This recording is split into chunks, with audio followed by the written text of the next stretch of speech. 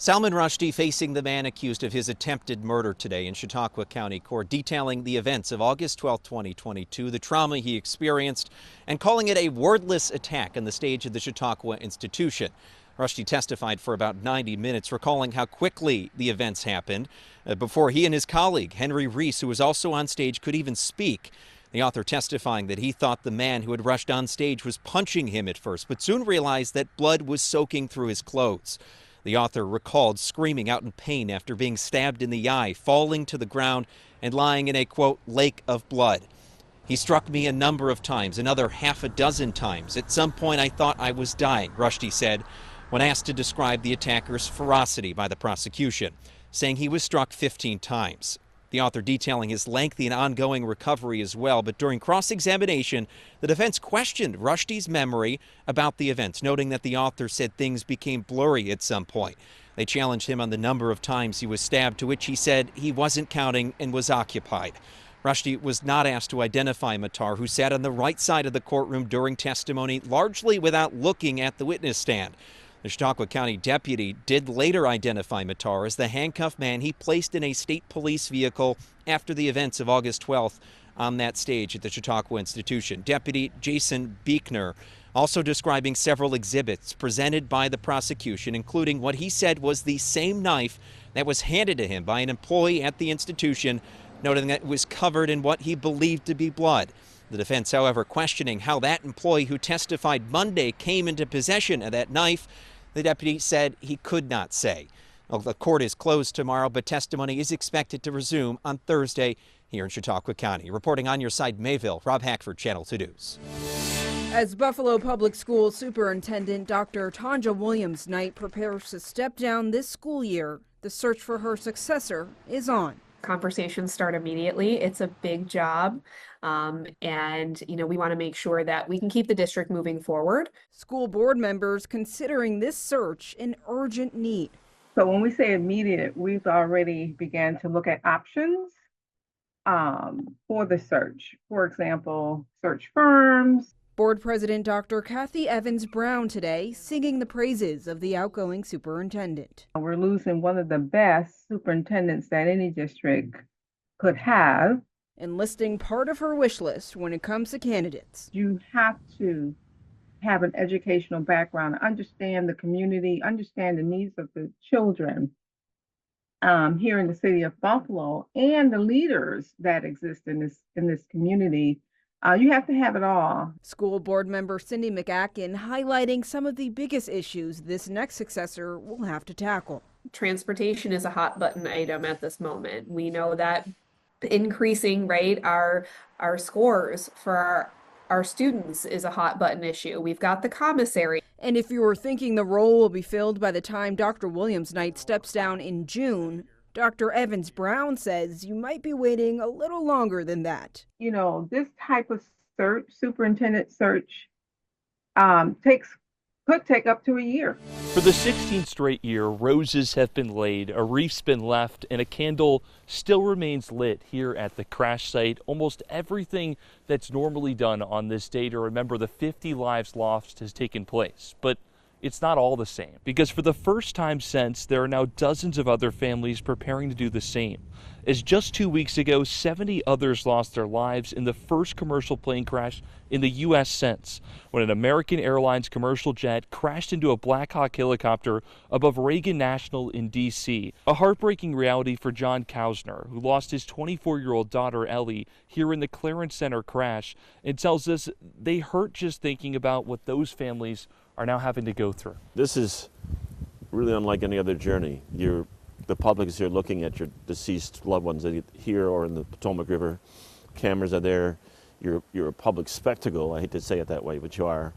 And it's a years and years journey. We're working with the NTSB, the FAA, the insurance companies. In this crash, it's going to be the federal government with the Black Hawk.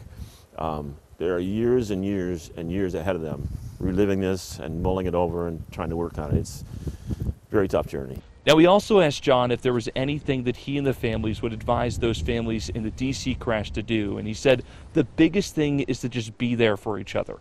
Know that there's other families going through the exact same thing as you, and he says just having the community over these years is really what's helped him be able to get through this. Now, despite the new emotions brought on today, the family's still expressing gratitude for the change that they have been able to make, forcing the FAA to require all commercial airline pilots to go through at least 1,500 hours of flight training before carrying any passengers. And Scott and Mary Alice, I think that's something that we all can certainly thank them for anytime we get on a flight. On your side in Clarence Center tonight, Andy Payton, Channel 2 News. When the red lights flash and the stop sign comes out, the law is clear. Drivers must stop. But in Buffalo, that hasn't happened about 22,000 times this school year. That's according to Bus Patrol, the company behind the cameras. That's dangerous. The kids walking by, it could be a crossing guard, anything. The bus aid. Since the program started in October, the numbers have been eye-opening for residents. Cameras are catching about one violation every other day per bus in Buffalo. There's still some work to do. We want to make sure that we get it down to 0. The city's Stop Armed Camera program is holding drivers accountable. The first ticket is $250. If you do it again, it goes up by $25 each time, capping at a total of $300. The revenue is split between the city and Bus Patrol. Buffalo people do drive crazy, and they want to get going to where they're going, and they may not see a kid, but a camera picks it up. They gotta get in trouble for it. But according to Bus Patrol, most people don't get a second ticket. Typically what we see is not a lot of repeat offenders, because if you get that ticket once, you should be, saying in your head when you pass the bus the next time, I shouldn't be passing this bus. It's not just Buffalo. Niagara Falls, Jamestown, and North Tonawanda are all using Bus Patrol to enforce stop arm violations. In Niagara Falls, the program has been there for 4 years. Their cameras catch a violation about every 4 days per bus. To date, the city has issued more than 600 citations this school year alone. It really absolutely blows me away that cars are still passing school buses at that rate. For school officials, it's not about the fines. It's about safety. We wanted to make sure that the students that were, in the streets, walking, what have you, were always safe. The buzz around the future home of the Bills is building, and now you can have a say in what happens around the area. And the objective of that is to get community input on their preferences for land use and development strategies around the stadium. Ed Flynn is director of planning for what Orchard Park is calling the Stadium Area Comprehensive Development Study.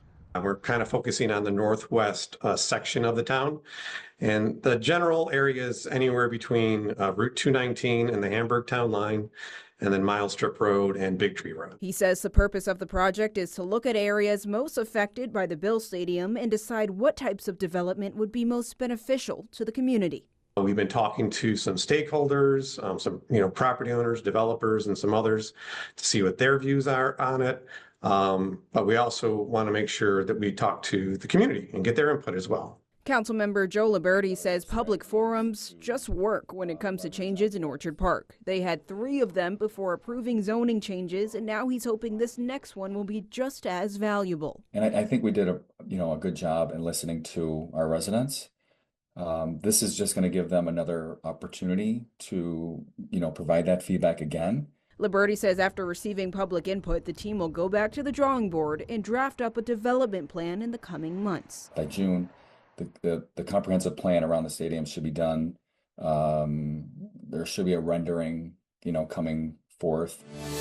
We were able to get some rock salt last Thursday and Friday, maybe 7 pallets, and we were selling it as fast as we could put it out. David Drake, the assistant manager at Ace Hardware in Buffalo, says after they ran out of salt last week, they were able to pick up more from a company called Good Earth in Lancaster. It's certainly been a challenge because some of our normal channels through Ace, we've been able to get it, we haven't been able to get it, and it's been a bit of a cycle in that regard. So we recently been able to source some from a local wholesale provider.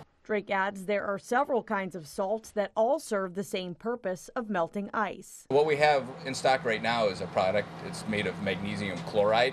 So that's often gets labeled as pet friendly, so it's safer for the dogs to step on. It doesn't burn their paws, and it's far less likely to do any damage to concrete or asphalt surfaces. I spoke with several customers who say it's been difficult to find road salt this winter. They say they've had good luck at Ace Hardware. We worked hard to find what we were able to get today. We just weren't sitting around hoping we could get it. We went after it, and that's really what we felt we had to do to be able to serve the people in our neighborhood. These are from the 1950s, right? If you had a nickel for all of the collectible coins inside of Scott Hunt's shop, So 1927, with no mint mark, it's Philadelphia. well, you'd be in good shape. We have purchased coin collections over the counter, often which can include pennies, usually older pennies, wheat pennies. Hunt is president of Jack Hunt Coin Broker in Kenmore. He says that when it comes to a possible stop in the production of pennies, Quite frankly, it makes a lot of sense. Pardon the pun, but it's costing us 4 cents to make every one of these coins. 4 cents. 4 cents. in 2024, the U.S. Mint said it cost 3.7 cents to make 1 penny, 20% more than it did last year. In the last year, the U.S. Mint reported losing over $85 million on the more than 3 billion pennies it produced. I don't think it's going to be a big deal, and I also don't think it's going to save money. Though local economist Fred Floss says that even if you get rid of the penny, you'd still have its cousin, the nickel, to worry about. While we get rid of the penny and we say we're saving a couple of $1 million there, we may actually cost ourselves if we have to produce more nickels to make sure that the economy runs. Floss says it would take years for a consumer to even notice that the penny was gone. They're still useful in making change for small stores that deal with a lot of cash, but for most of us, we're not going to notice it all. The SAVE Act is short for the Safeguard American Voter Eligibility Act. It's a House bill sponsored by GOP Congressmember Chip Roy from Texas. Its purpose to ensure only U.S. citizens are registered to vote. In order to register or re-register, you would need documents beyond just a regular driver's license that prove you are a U.S. citizen. A passport, enhanced driver's license, a birth certificate, or another ID that you would need access to your birth certificate to get would all work. If your identification is in a different last name because you're married, now you're going to have to get a certified marriage certificate. You're going to have to get other documentation to try to show that you were born in the U.S. or are a U.S. citizen. And that's one of the main concerns showing up in social media posts. If this were to pass in the current form, there would be some problems that some people are going to have, where they're going to have to do some legwork to prove that they were born in the U.S. So for people who change their name, often women taking their husband's name after marriage, or someone who changes their name back to after they changed their name, they're going to have to go back and either get a passport or get proof that they changed their name. Congressman Roy told Newsweek yesterday that the legislation, quote, directs states to establish a process for individuals to register to vote if there are discrepancies in their proof of citizenship documents due to something like a name change. But Covert still sees concerns. Many people don't have their birth certificates, original birth certificates. They don't have a passport. And they will likely, many people will just decide not to go vote, not to register, not to vote, because it's just going to be too much legwork. I mean, if you're an older person and you don't have family that's going to help you, it's going to be very difficult for you to comply with some of these requirements. Yeah, hey guys, McKinley here, literally walking on water or shuffling along like Burl Ives as the snowman in Rudolph the Red-Nosed Reindeer. And ice fishermen say this is the best year they've had in a decade. They drag their gear out on sleds, but the question is where? I asked some people and they said, come on out here. With the depth of the ice, they needn't have fear. 12 inches of ice here. I haven't seen that in years. For some, getting out here never gets old. Come out, set up my tip-ups and experience the cold. Some of them pitch tents. Sometimes they even heat them. But with the sun out and no wind... Today we don't even need them. Once you get the hole drilled, you've nary a care. Put the minnow on the hook. We just throw it in there. And if they're not biting here, to another spot they'll hop. Some days you catch nothing, and other days it's nonstop. Of course, dragging all that gear again gets you to huffing and puffing. This is our third time moving out today. Can't find nothing. Keep the hole clear with a ladle or cup. Sit back and relax. Wait for that flag to pop up. For winter enthusiasts, it's a paradise galore. Between hunting and fishing, I'm pretty much busy year-round with outdoors. To them, it's a marvel to have this so near. We went north towards Alexander Bay one day last year. 201, they will tell you this day was a winner, although it's much better if you catch pike for dinner. But even if not, and if that line never twerks, even a bad day's fishing beats a good day at work. On your side at the small boat harbor, Dave McKinley, Channel 2 News. Before, you could sit anywhere on the bus, but now one seat is reserved not for a passenger, but for a civil rights icon. All right, so Rosa Parks was a very courageous woman. She was a strong black lady. A very inspirational woman. It's a seat no one could take, but everyone can see. She was tired. This black and white sign marks the spot where Rosa Parks' legacy now lives on NFTA buses and paratransit. For the first time ever, the NFTA is reserving a seat on every bus to honor the woman who nearly 70 years ago refused to give up her seat, sparking a movement for racial equality. She wouldn't get out of her seat for nobody, no matter what color it was. That was her seat. She paid to get on the bus. That's where she sat, so that's where she's supposed to sit. Some passengers say they've noticed people respecting the seat, while others are still learning why it's there. People who get on the bus, like all of us, we all don't even sit there.